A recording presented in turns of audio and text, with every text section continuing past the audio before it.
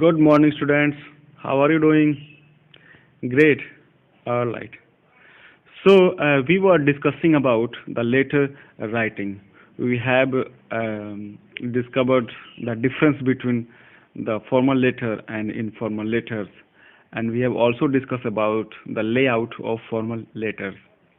कि कैसे हम किस तरीके से हम एग्जाम में लिखेंगे so that we can gain the maximum marks. Clear. तो पिछले वीडियो में मैंने आपको बहुत अच्छे से बताया था कि क्या क्या लेआउट होते हैं, किस पे ज़्यादा फोकस करना चाहिए, कहाँ स्पेस देना चाहिए आपको, कहाँ पे सब्जेक्ट कैसा होना चाहिए, सेंटर एड्रेस क्या होना चाहिए, सब के बारे में बात किया गया है। और मैंने पिछले वीडियो में ये जो क्वेश्चन है ये मैंने आपसे डिस्कस किया था, आपसे प्रॉमिस भी किया था कि नेक्स्ट वीडियो में मैं इसको डिस्कस करूँगा। तो ये क्वेश्चन हमारे सामने है। Write a letter to the editor in chief. जैसे मैंने आपको बोला था, पहले आपको पता करना कि किसको लेटर लिखना है। फर्स्ट पॉइंट तो ये है। ऑफ टाइम्स ऑफ इंडिया पता चल गया। Raising concern regarding the bad condition of roads in your city. ये आपका सब्जेक्ट मिल गया, and its effects on the daily life of citizens and the reluctance of the authorities in taking appropriate actions। तो ये आपका किसको लिखना है मिल गया, सब्जेक्ट मिल गया, आपको बॉडी मिल गया कि इसमें जो क्या मेन पार्ट्स आपको क्या लिखना है वो मिल गया, और ये भी आपका मेन पॉइंट है कि जो अथॉरिटीज हैं वो एक्शन नहीं ले रहे हैं। तो इसको हम डिस्कस करते हैं एक एक आप मैंने जो लेआउट बताया था आप लोगों को उसके अकॉर्डिंग। ठीक है, तो स्टार्ट करते हैं। पहला क्या था कि लेफ्ट साइड में आपको सेंडर एड्रेस होना चाहिए, मतलब जो कि भेजता है। तो इस क्वेश्चन में एड्रेस नहीं दिया गया भेजने वाले का, तो आप अपना एड्रेस लिख सकते हैं। बट मैंने आपको हिदायत दी थी कि ये 3 लाइन से ज़्यादा नहीं होना चाहिए। क्लियर है। तो मैंने 2 ही लाइन लिखा है, मैंने अपना एड्रेस यहाँ पे लिख दिया। क्लियर है। पहला पॉइंट था लेफ्ट साइड में सेंडर का एड्रेस होना चाहिए। दिया रहेगा तो वही लिखिए, जो भी क्वेश्चन में दिया रहेगा वो लिखिए। अगर नहीं दिया है तो आप अपना एड्रेस डालिए, लेकिन याद रखिए 3 लाइन से ज़्यादा नहीं होना चाहिए। ठीक है सर, ये बात समझ में आ गई। आप क्या करना है, स्पेस देना है, ये बात मत भूलिएगा। ठीक है सर, ये भी समझ में आएगा। फिर आता है डेट की बारी। तो डेट का फॉर्मेट भी एग्जैक्ट ही होना चाहिए। अपने मन से मत कुछ लिखिएगा कि 23 में 20, ऐसा नहीं लिखना है। ये फॉर्मल में नहीं आता, ये इनफॉर्मल में चला जाता है। गलत ये भी नहीं है, बट आपको इसी तरीके से लिखना है। 23 मई 2020 डेट भी हो गया, हाँ सर। उसके बाद स्पेस, हाँ सर। अब आता है रिसीवर एड्रेस, कि लेटर हम किसको भेज रहे हैं या फिर लेटर रिसीव कौन करेगा। तो सबसे पहले बोला था मैंने आपको कि यहाँ पे क्या होना चाहिए, याद है या फिर भूल गए? याद है सर, तो बताइए। यस, डेजिग्नेशन होना चाहिए। पहला क्या होना चाहिए, डेजिग्नेशन होना चाहिए। और डेजिग्नेशन कहाँ से मिलेगा आपको? हमेशा ही आपको क्वेश्चन में दिया रहेगा, एडिटर इन चीफ। इसको या फिर द एडिटर इन चीफ लिख सकते हैं या फिर द एडिटर भी लिख सकते हैं, कोई दिक्कत नहीं है। डेजिग्नेशन और उसका एड्रेस होना चाहिए। टाइम्स ऑफ इंडिया भी आपको इस क्वेश्चन से मिल गया है। टाइम्स ऑफ इंडिया के एडिटर इन चीफ है, वो मिल गया। और एड्रेस लिख दिया आप इसको, दिल्ली, मुंबई, जहाँ भी आपको लिखना है, लेकिन इसको ब्लैंक नहीं छोड़ना है। क्लियर है? हाँ सर, यहाँ तक तो समझ में आ गया। उसके बाद again you have to give space देना है। हाँ सर, ये भी समझ में आ गया। उसके बाद से क्या करना था, सैल्यूटेशन लिखना था। क्या लिखना था? सैल्यूटेशन, मतलब कि संबोधन। तो यहाँ पे क्या है, सर है, मैडम? सर है। हालांकि ये भी दिया नहीं है, बट इसको आप लिख सकते हैं।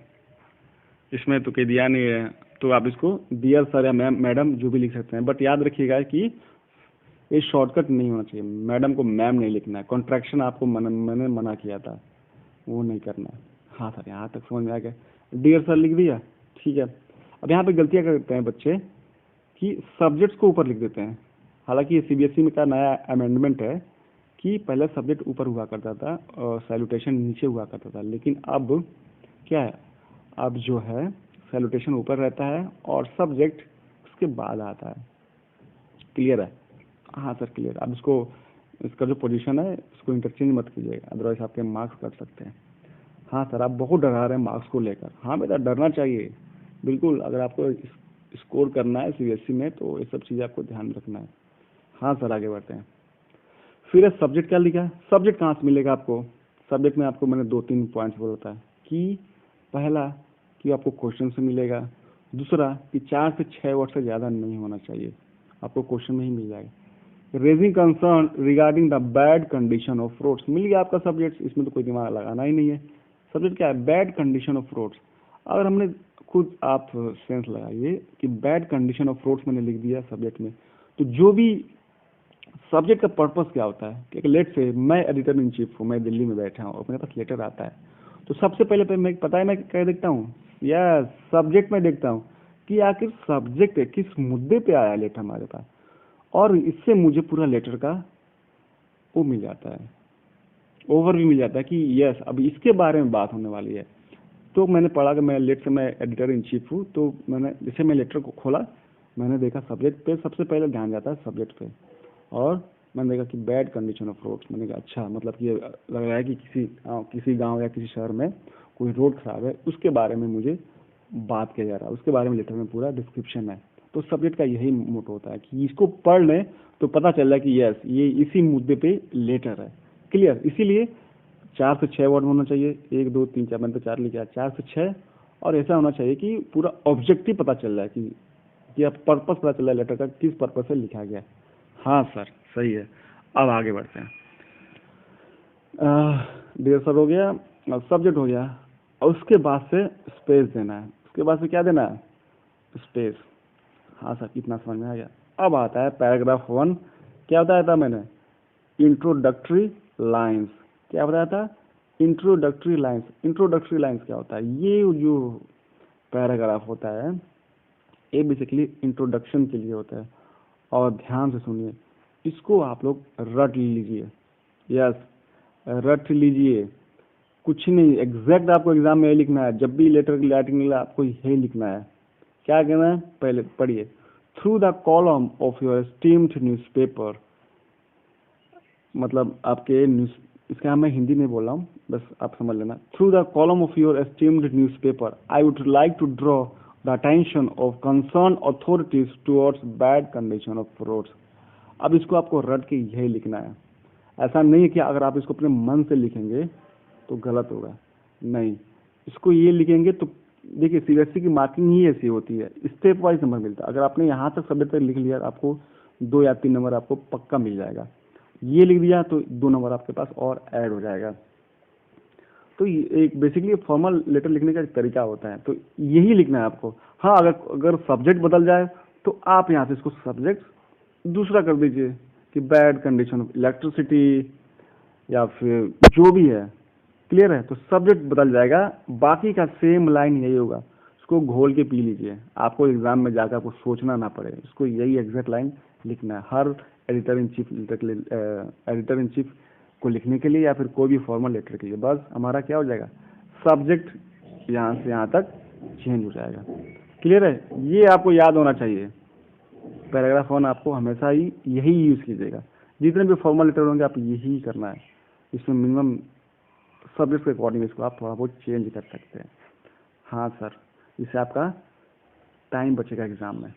हाँ सर, ये तो बहुत सही बोले सर, हम तो रट्टा मारने में तो बहुत आगे हैं।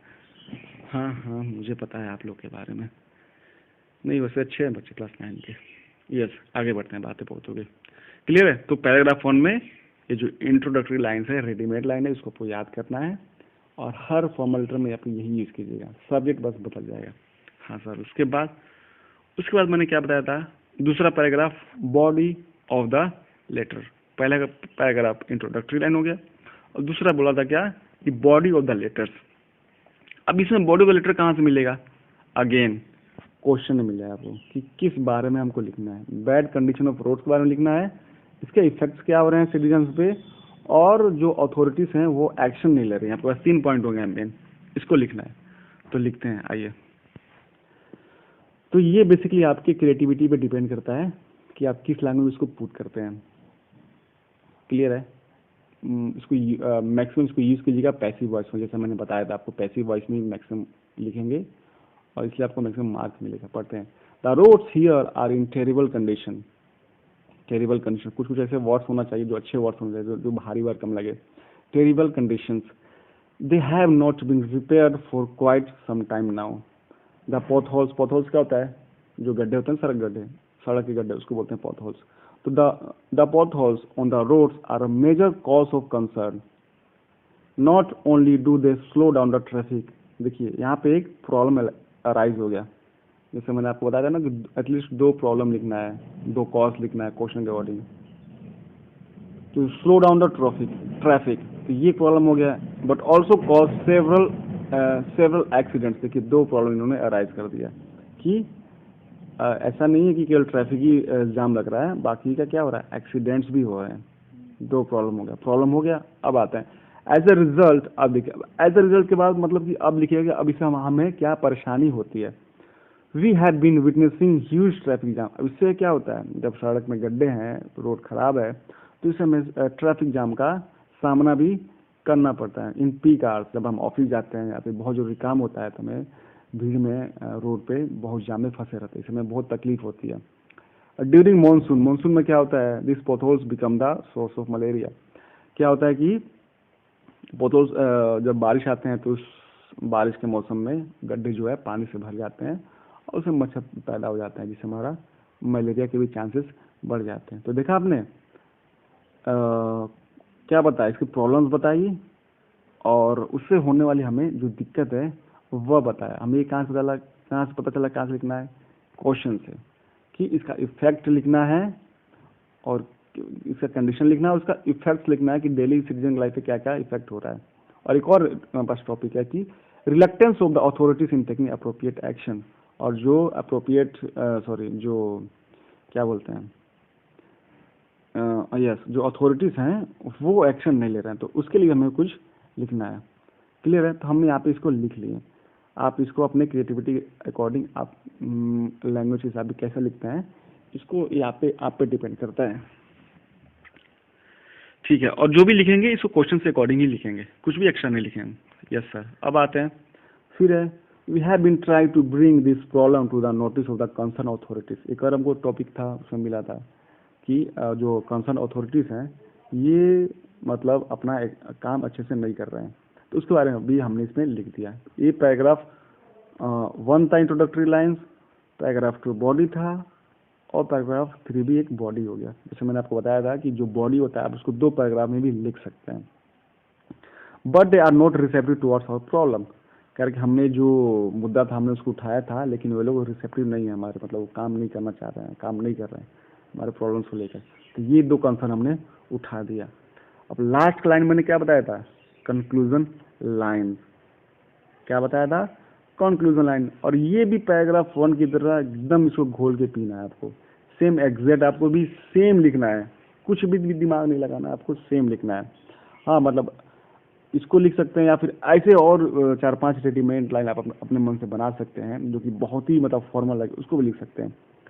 क्या लिखा है, it will be good if you publish this in your newspaper and the concern authorities will see the gravity of this matter and some measures will be adopted to the, यहाँ पे क्या आ जाएगा, सब्जेक्ट आ जाएगा। जो भी subject पर हम लिख रहे हैं, अगर कोई और सब्जेक्ट होगा तो आप सब्जेक्ट यहाँ पे चेंज कर लीजिएगा।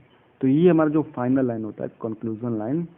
बेसिकली हमें यही कहना होता है कि ये जो आपको लेटर लिख रहे हैं इसको अपने न्यूज़पेपर में पब्लिश कीजिए, ताकि ये लोग जो कंसर्न अथॉरिटीज़ हैं इसके बारे में जब देखेंगे पढ़ेंगे, जब मैटर पब्लिसाइज होगा तो इस पर वो लोग एक्शन लेंगे। यही हर लेटर में लिखना होता है एडिटर को।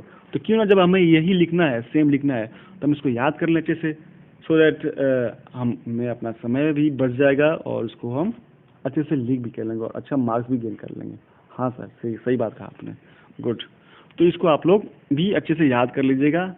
और बस ये है कि सब्जेक्ट आप यहाँ पे लास्ट में आके इसको जो भी जिस आपका सब्जेक्ट होगा उसको आपके यहाँ पे चेंज कर लीजिएगा। तो ये पैराग्राफ 4 हो गया, कंक्लूजन लाइंस, और ये आपका लेटर कंप्लीट हो गया। उसके बाद मैंने क्या बोला था, उसके बाद आपको ये हो गया पैराग्राफ 4। अब उसको आपको थैंक यू लिखना है, ऑफ कोर्स लास्ट में योर्स फेथफुली लिखना है, ओबीडियंटली नहीं लिखना है, ट्रूली सिंसियरली लिख सकते हैं। और अब बाकी आपका लास्ट में आपका नेम। नेम क्वेश्चन में देखिए दिया है तो वही लिखना है, अपने मन से नहीं लिखना है। अगर नहीं दिया है तो ही आप अपना नाम लिख सकते हैं। आई होप कि आपको अच्छे समझ में आया होगा। इसको और प्रैक्टिस कीजिए। मैं आपको आज अभी एक होमवर्क भी भेजता हूँ। ठीक है बेटा, बाय बाय, टेक केयर।